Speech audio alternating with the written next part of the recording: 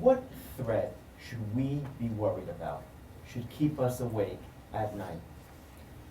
Well, and I mean this in all sincerity. I think the greatest single threat to the national security of the United States at this point is contained within the 2 square miles that contain the White House and the Capitol building.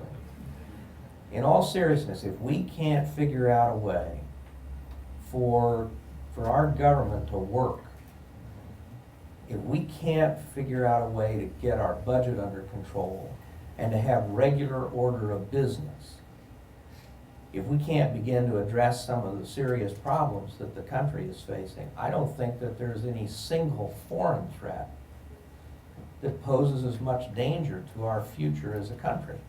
I mean, just taking defense as an example, in the last 10 years,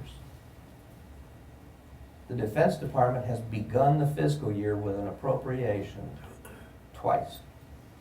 And that was 10 years ago and 9 years ago. Not since then.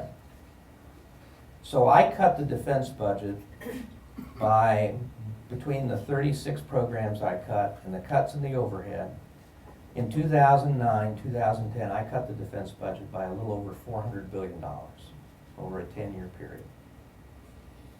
President then asked me in April 2011 to do it again, to cut another $400 billion. Sequestration came in on top of that, and that's another $600 billion. So that's $1.4 trillion cut out of defense, mainly because we can't figure out how to solve our budget problems or even get budgets passed. So for 8 years, we've had either sequestration or continuing resolutions, which totally introduces unpredictability into how much money the Defense Department will have to spend. It's totally contrary to any sensible management. And sequestration, there may be a dumber way to cut the federal budget, but I can't think of it. Because it requires you to cut the most important thing you do at the same level that you cut the least important, dumbest thing that you do. And until we can get past all that, I think it's a real risk to the country.